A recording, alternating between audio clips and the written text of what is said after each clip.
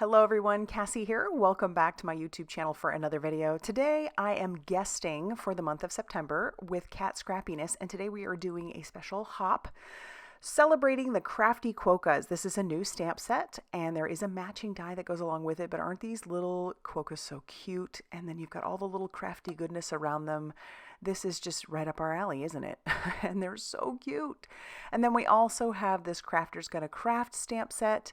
I think this stamp set is fabulous. Lots of great sentiments in there. And we also have a Crafty Quokka paper pad that is a 6x6. It is double-sided and there are 4 of each design, which makes it wonderful because then you don't have to choose, which is oftentimes the problem for me. You know, I see pattern papers and if there's only like 1 of each, oh, that makes it hard, especially if both sides are adorable. And in this case, both sides are absolutely adorable for these. I love this color palette. It just makes my heart happy. You know, anytime you put rainbows around something, I mean, ever since I was a kid, I think I even won an art show once with a rainbow. You know, obviously it was for like 3rd graders, but nothing special. However, I remember it was a rainbow.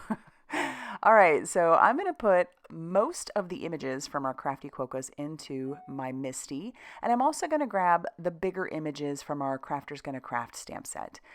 At this point, honestly, I wasn't sure how my card was going to turn out or what exactly I was going to do, so I figured let's stamp most of the images and then we can decide from there. I love doing that. Oftentimes that gives me lots of extra pieces, so that way I can decorate the insides of cards, and I really do enjoy doing that. So we're going to close the door of the Misty. I have some Express It cardstock in my Misty, which is just really good for alcohol marker coloring, which is what we're going to do. And I'm inking up my images with some Blackout ink by Ink on 3. That's another good ink to be able to do your alcohol marker coloring.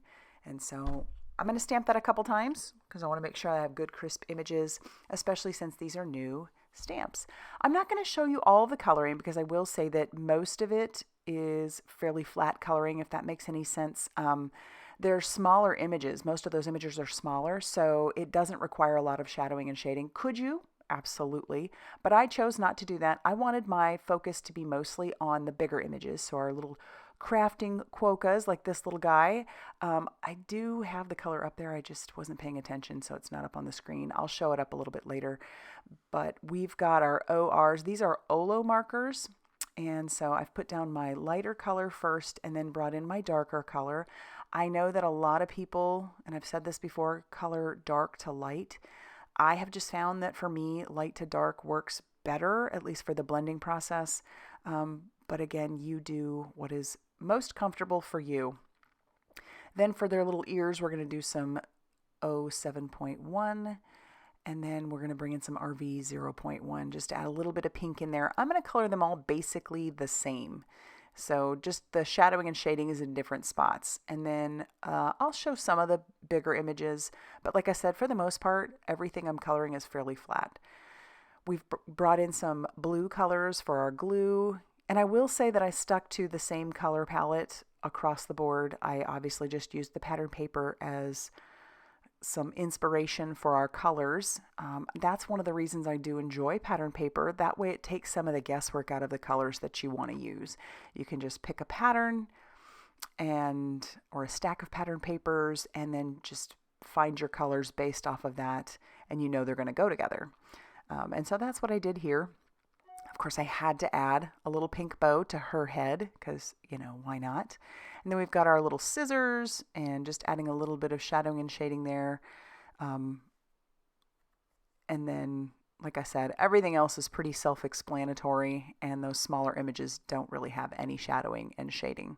I did bring in some cool grays for some of our grays that needed some shadowing and shading. And then we've got our little orange tip, which is typical, right? Or at least it used to be when I was a kid, 100 years ago. And then now I am going to fussy cut all the images out. There is a die set that goes along with this darling little stamp set, the Crafty Quokkas. I don't have it, and that is okay with me only because I don't mind fussy cutting. Do I prefer a die? Yeah, I'm not going to lie to you. I do prefer a die, but sometimes it's just not really an option. And so in this case, I'm just going to fussy cut all those out. And I'll give you a little bit of tips if you are new to fussy cutting or just new to stamping in general. If you're trying to fussy cut out, practice, like anything, always makes things better. And I tend to, since I'm right-handed, I just hold the scissors with my right hand and do the cutting, and then I move the image around with my left hand. If you keep your right hand fairly stationary, you'll do a better job of cutting. And so I'll get all those images cut out, and then I can finally start thinking about how I'm going to piece together some cards. That's not always typical for me, but when there's all these fun images and you already have patterned papers, sometimes I'll just get to coloring and decide later. So I'm going to pull out various pages, and then I'm going to go ahead and cut those out just to get things ready. I do want to make an A2 size card, and I think the focus is going to be this paper just because those little quokkas on the back are so cute. So I did cut my blue to be 4 1/4 by 5 1/2 inches. That will fit the full front of an A2 size card. And then my little quokka paper is a little bit smaller. It's 4 inches by 5 1/4. And I'll attach that down with some glue. And then I did die cut out a bunch of different size circles. And I was trying to go with rainbow. So we've got our little orange, our little yellow, our green.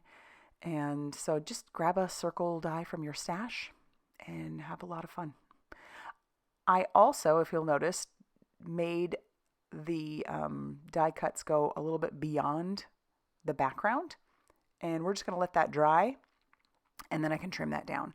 I like to do that because it does give the illusion that there's more going on outside of the card, and we're not limited just to what is on the card. And it does just make it a little bit more visually appealing, in my opinion. So I'll put some foam squares on the back of the quokka.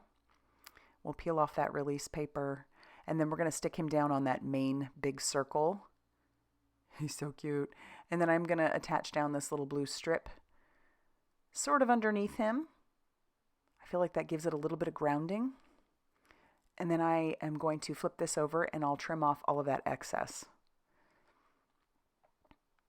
which is super simple to do. And then you'll see it really is much more visually appealing to have those kind of coming off the paper. I need a sentiment, so we're going to bring in that Crafter's Gonna Craft. I love the happiness is handmade. That's absolutely fabulous. I also figured with these stamps and dies, or the stamp sets, you could make some really cute little tags to attach to some of your handmade goodies. Or maybe even a stack of cards that you might make. I think that would be such a cute idea. So I'm going to save that one for the old memory banks because I oftentimes like to give out cards as gifts. Then we're going to attach down, well, I'm thinking about where exactly I want to attach down the word. And I finally settle on here, so we'll use our glue. And then I am going to need to trim off a little bit more of that because I do have some of it coming off the edge. And then I need to bring in a card base. So once again, that's an A2 card base. The card before it was scored and closed was 8 1/2 by 5 1/2, scored at 4 1/4. And then we'll attach down our panel to our base. And then I do want to grab in one of those other cute little quokkas to add to the inside. I've got lots of images to choose from, which is so fun. And that means I'm going to make another card. I don't show you the process of that, but I will show you the card at the end. Like I said, this is a part of a hop, so head down to my description box down below to check out all the details and to keep hopping. And yeah, I really do hope that you enjoyed these cards. If you did, hit that like button.